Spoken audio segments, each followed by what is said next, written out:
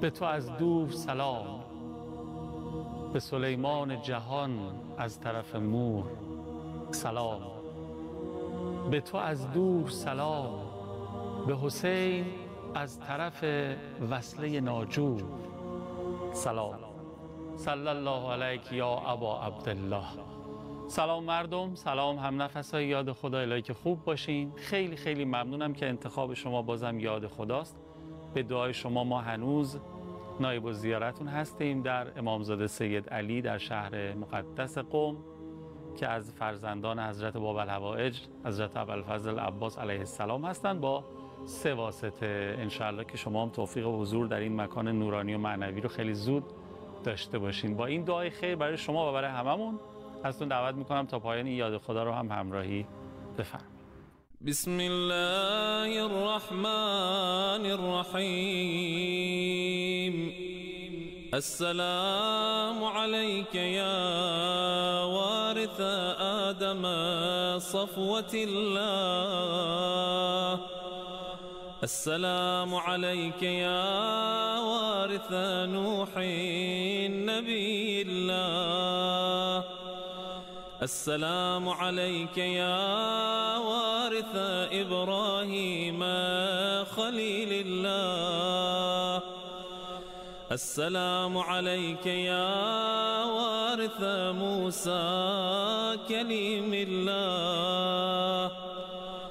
السلام عليك يا وارث عيسى روح الله. السلام عليك يا وارث محمد حبيب الله. السلام عليك يا وارث أمير المؤمنين عليه السلام. السلام عليك يا ابن محمد المصطفى. السلام عليك يا ابن علي المرتضى. السلام عليك يا ابن فاطمة الزهراء. السلام عليك يا ابن خديجة الكبرى. السلام عليك يا ثار الله وابن ثاره والوتر الموتور. أشهد أنك قد أقمت الصلاة وآتيت الزكاة وأمرت بالمعروف ونهيت عن المنكر وأطعت الله ورسوله حتى أتاك اليقين. از خدا که پنهون نیست، از شما چه پنهون. بازم مایه مباهات حقیره که خدمت حجت الاسلام و المسلمین سعیدی آریا هستم و میتونیم از فرمایشاتشون استفاده بکنیم و لذت ببریم. آقا سلام علیکم و رحمت الله. سلام علیکم و رحمت الله. عرض ادب، عرض احترام، مخلص خدمت دوست عزیزمون و همه بینندگان عزیزمون. الحمدلله، الهی شکر خدا به من توفیق داد بتونم خدمتگزار باشم، کلامی از کلام قرآن و اهل بیت علیهم السلام رو در خدمت عزیزان باشم. مخلصیم، سلامت باشین، خدمت از ماست. من حالا قبل برنامه داشتم به یه چیزی فکر می‌کردم که یه جورایی ادامه همون فرمایشات گذشته شماست که از شما یاد گرفتم.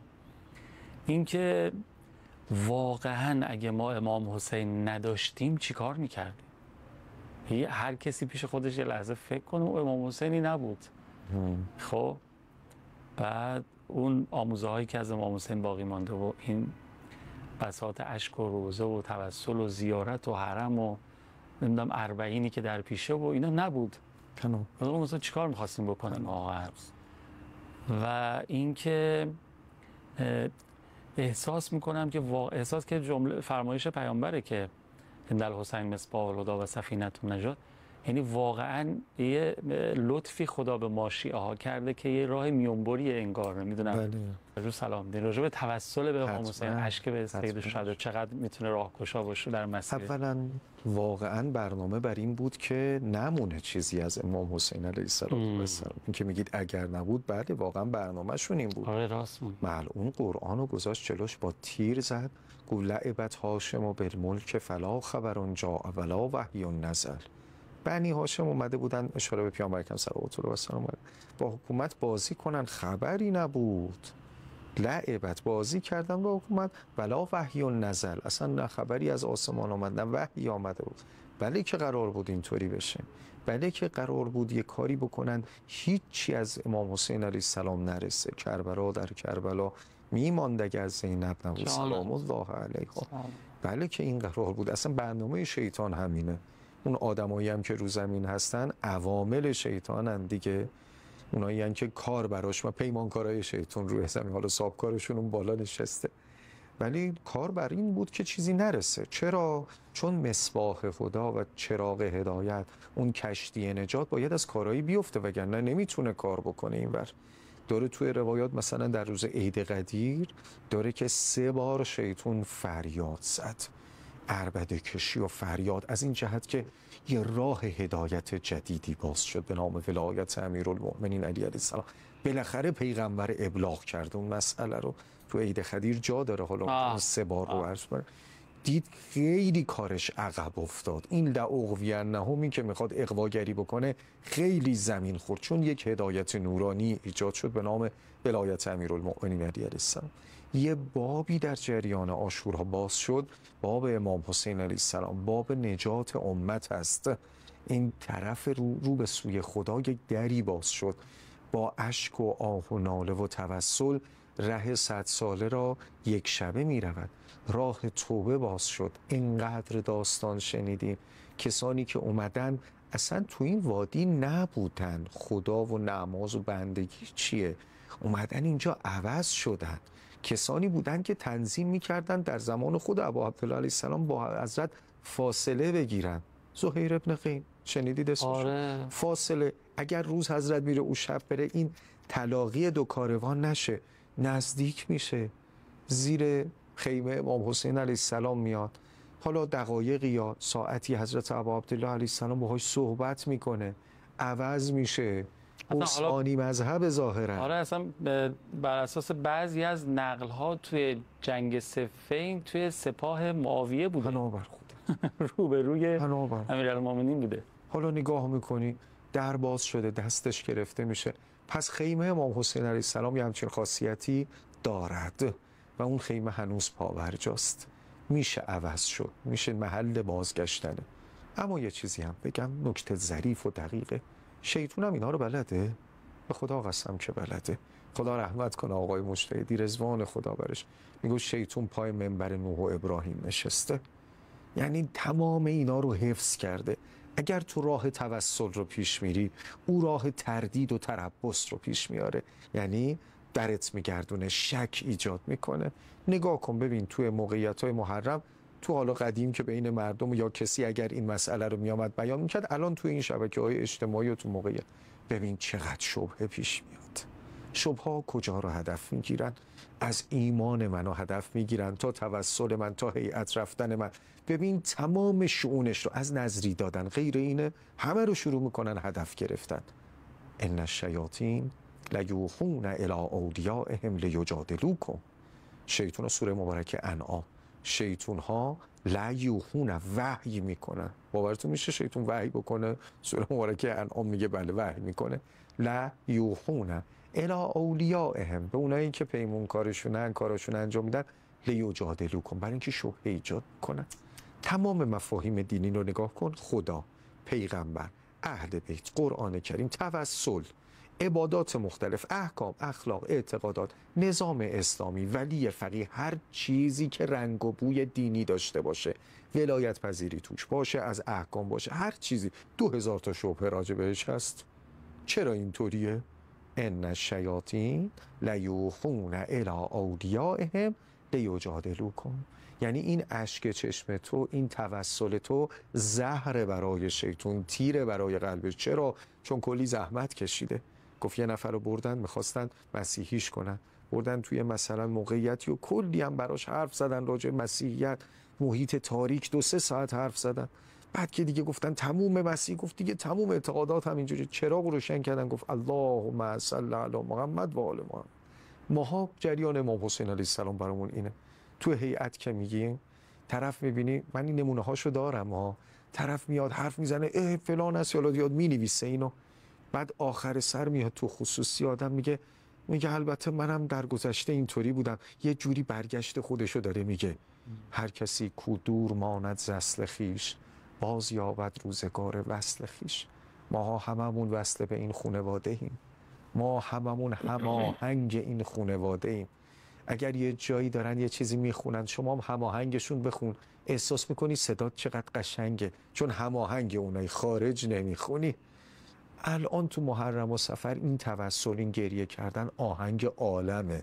اگر کسی با اونا خوند یه احساس خوشی بهش دست میده، همراه اونا داره میره.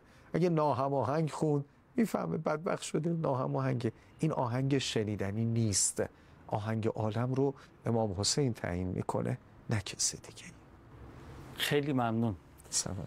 این مثالای قشنگی که زدین از اینکه این طرف شیطان هم هست، من ذهنم رفت اون مثال زهیر رو که زدین که عرض کردم بنابرای بعضی از نقل‌ها تو جنگ صفین کنار همین به اصطلاح معاویه جنگیده بود مقابل امیرالمومنین. یادم افتاد که خب اونجا شمر هم بود، شمر کنار امام حسن امام حسین جنگیده بود مقابل معاویه، بعد جانباز هم شده بود. خدا عاقبت به خیر بود. جانباز دفاع مقدس اون موقع بوده. درست. شمر. بله. ولی بعد اومد نه تنها مقابله امام حسین وایساد، دیگه بیشترین لا اله فجایع هم او رقم زد دیگه. لا اللهم اجعل عواقب این چقدر مایه عبرته. اصلا به نظر از کل تابلو عاشورا همین یه قسمتش رو فوکوس کنیم، درست، یعنی که تمرکز کنیم روش، همین خیلی جواب میده. عجیبه واقعا. همینطور. خیلی ممنون. بریم یه فاصله بگیریم و بیایم و ببینیم چه کاریم. بسم الله. به نظرم همه این واقعه عاشورا که یک واقعه بسیار بزرگه، خیلی توی مدت زمان کوتاهی هم اتفاق افتاده، اما سرشار از درس‌ها و عبرت‌هاست برای خیلی بشر، برای همه انسان‌ها. از هر قشر و گروهی هم یه نماینده توی عجیبه توی عاشورا هست، یعنی از بچه شیرخواره گرفته تا نوجوان و زن و کودک و پیر و تازه مسلمان و غیر مسلمان و اصلا همه چی تابلو کاملیه. الهی شکر، الهی شکر. بله واقعا اگر هدایت الهی نبود که کسی هدایت، یعنی کسی به ذهن خودش و به اعتقاد خودش به جایی نمیرسید. الحمدلله الذی هدانا لهذا و ما کنا لنهتدی لولا ان هدانا الله. بله که اگر هدایت الهی، اگر امام حسین علیه السلام نبود، اگر پیامبر اکرم صلوات الله و سلام علیه نبود، اگر قرآن هدی للناس نبود، ما کجا و هدایت کجا؟ اصلا فلسفه فرستادن پیغامبر همین مسئله است که برساند به ما. فلسفه کاری شیطان هم همینه که بپوشونه همین مسائل رو نسبت به ما. یعنی اگر اشک از تشکیک در اشک ایجاد کنه، اگر توسل از تشکیک در اون ایجاد کنه، اگه هیئت رفتن از تشکیک توش ایجاد بکنه، شک عامل تربص، عامل قدم عقب گذاشتنه. یکی در حقانیت خود حضرات اهل بیت علیهم السلام شک میکنه، اون اصل قضیه است. کفر نسبت به خود خدا هم هستش، بله کفار همینه، اصلا وجود اصل خدا رو منکر میشه.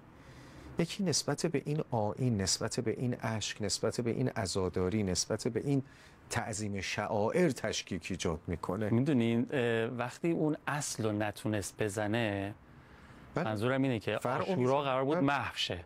درست. اصلا عاشورایی نمونه. اینم که من اول برنامه عرض کردم، ما اگه عاشورا نداشتیم، منظورم بود که اگه عاشورا رو محو کرده بودن، عاشورا اصلا در دل تاریخ مونده بود و حضرت زینب و امام سجاد پیامبری عاشورا رو نمی‌کردن، به ما نمی‌رسید، چی میشد؟ خب نتونست شیطان. بعد مراحل بعدی خب اون که مایوس نمیشینه، خب حالا من قول شما تردید ایجاد کنم، شبهه ایجاد بکنم، این چرا اونجوری، اون چرا اینجوری. هر سال محرم حرفایی که زده میشه زیاده برای اینکه بالاخره یه خلل ایجاد بکنه. کارش همینه، کارش به اندازه و خیلی هم قانع نیست. اینم بدونید اگر توی یه مرحله یه نفر رو یه قدم دور کرد، اینجوری نیست که خب بریم سراغ بعدی. نه، همین 2 قدم دور بشه، 3 قدم دور بشه، آلودش میکنه. میشه یه کاری کرد انقدر آلودگی زیاد باشه چشم خشک بشه. اصلا لهم آذان لا یسمعون بها، میشه حرف نبی خدا رو هم نشنید. آذانون هست، گوش هست، نشنیدن ظاهری رو که مشخصه نمیگی، ولی میشه تاثیرگذار نباشه. میشه غفلتی، میشه پوششی روی انسان قرار بگیره که خود امام حسین علیه السلام توی روز عاشورا حرف بزند و پذیرفته نشود. بله، این اتفاق میفته. پس شیطان داره کارشو میکنه. تو این هیئت‌ها چه اتفاقی میفته؟ تو این رقت قلب‌ها اولا گریه زبان مشترکه. شما تو هر جای دنیا بری هیچی هم از زبونشون نفهمی، ولی اشک بریزی میفهمن ناراحتی. لبخند نشانه خوشحالی است. تو هر جای دنیا بری کسی از گریهشون برداشت شادی نمیکنه، برداشت غم میکنه. علت رو جویا میشه. علتش چیه که این داره گریه میکنه؟ گریه زبان مشترک عالمه که ما تو جریان امام حسین علیه السلام داریم. تو سر و سینه زدن، گریه کردن، حالا با رسوم مختلفه ها. نگاه میکنید تو جنوب یه جوریه، تو شمال یه جوریه. دیدم بعضی مثلا گرد میستن، سینه میزنن دور هم دیگه. تو جنوب مثلا اینطوری دیدم، تو شمال یه جوریه، تو غرب یه جوریه، شاید تو همه جای دنیا، ولی این زبان گریهش مشترکه. لذا توی کامل الزیارات نگاه کنید، اشک برای ابا عبدالله علیه السلام، بکا خودش موضوعیت داره. اینکه این تعبیر رازآلود حضرت که انا قتیل العبره، قتیل، کشته شدن این اشک‌های روان. انشالله عبرت گرفته بشه البته از جریان عاشورا. ولی این جریان اشک‌ها چیست؟ این جریانی که دوام عاشورا منوطه به اونه. بعد تباکی، یه بکا داریم، یه تباکی، خود را به گریه زدن. یعنی حال من اگرچه از درون منقلب نشدم، ولی خودم رو به این حال نشون میدم، به حالت تباکی نشون میدم. من اینجوری نیست بی تفاوت باشم. یه وقت میبینید یه مانعی رو قلب من نشسته، یه عامل سلب توفیقه. امروز ظهر با مادرم بد حرف زدم، اومدم هیئت میبینم حال ندارم، ولی که این اتفاق میفته. مثلا نمازش هم همینه. چرا نشد نمازم اول وقت بخونم؟ چرا اینجوری شد؟ چرا حال خوشی ندارم؟ یه جای کاری کردی، اسمشو میذارن ابزار سلب توفیق، گرفته شدن موفقیت‌های دینی. ابزار سلب توفیق اینه. این اتفاق میفته توی آدما، بله که اینجوری میشه، ولی اونجا تباکی هم داریم. حتی اگر نمیتونی این حالتو به خودت بده، خدا به توفیق میده، اضافهش میکنه. برای تباکی صرخه هست، اونی که از جانش آدم فریاد میکشه. هر چقدر آدم دلش بسوزه، اون وقت بیشتر فریاد میکشه. یه انگشتر الماسو به یه بچه کوچیک بده، نمیفهمه چیه، اگرم از دستش بیفته خیلی ناراحت نمیشه. ولی یه آدمی که ارزش الماسو میدونه، اگر ازش بدزدن جیگرش میسوزه. این مال فهمیدن ارزش. اون کسی که میبینی توی هیئت داره داد میزنه، جیگرش میسوزه، گاهی فهمیده کیو از دست داده. گاهی اینطوری اتفاق میفته. انسان کامله. اون جاهایی که میبینیم دعای برای فرج امام زمان عجل الله تعالی فرجه الشریف، گاهی دعاهامون لفظیه، گاهی دعاهامون سطحیه، چون اصلا نمیدونیم چی و نداریم. انسان کامل یعنی چی؟ در حضور امام زمان بودن یا غیبت امام زمان، اینا چه تفاوتی داره؟ مثلا خونه ارزونتر میشه، یه مقدارم راهها اینطوری میشه. تصویرامون یه تصویرای اینجوری کارتونی گاهی تو ذهنمون میاد، میگیم حالا بود و نباشه، ایشالا باشه، خب بهتره دیگه.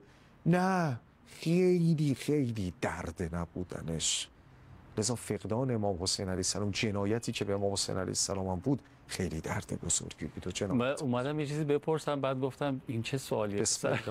بسم الله. اومدم بپرسم که بین کسی که بدون امام حسین میره پیش خدا و کسی که با امام حسین میره پیش خدا چه فرقیه؟ بعد دیدم که اصلا این سوال طرحش شده، اصلا بدون امام حسین مگه میشه رفت؟ مگه میشه رفت؟ مگه سبب متصل ارض و سما اسباب نگفتن سبب است؟ مسیر الله تصویر. خب تمام بت پرستان همین بودن دیگه. اینو میذاش جلوش، میگفت این سبب رسیدن به خداست. واقعا کدوم پیغمبری بود پرستی رو تایید کرد؟ نفس است، خیالات هست و اوهام. فکر میکنه که عارف شده و به خدا رسیده است و اینا، چون رسیده به یه سری از خیالات نفسانیش تصور میکنه، سرابو میبینه، دروغ هم نمیگه، میگه به خدا این چیزی که میبینم آبه، دروغ نمیگه. منتها چون راهنما نداره، عقلی پشت سرش نیست، انسان کاملی نیست که سرابو نشونش بده، میدوه طرفش، با اعتقادم میدوه، خرج میکنه و زمان میذاره. ولی خدا یک آب خلق کرده، سراب رو هر کاریش کنی آب نیست. غیر اهل بیت رو هر کاریش کنی اهل بیت نمیشه. مسیر هدایت همینه.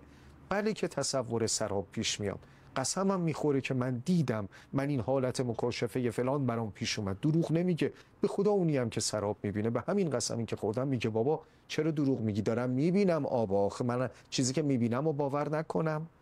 اشتباه میبینی، خطای دیدت رو، خطای توهمت رو حساب نکردی برای خودت. وهم است به غیر اهل بیت علیهم السلام توسل کردن، وهمی است که قدرت زیادی داره. گاهی شیطونم زگن لهم الشیطان اعمالهم، یه چیزای زینت‌هایی میده، جهت عوض میشه خدایی نکرده، بعد نگاه میکنه میبینه به غیر عده از دنیا رفت، ببینه این جهت نبود، اشتباه گرفتم. اما ناگهان بانگی برآمد، خواجه رفت. وقتی مرگ است و تمام است دیگه داره عمل و معرفت نیست.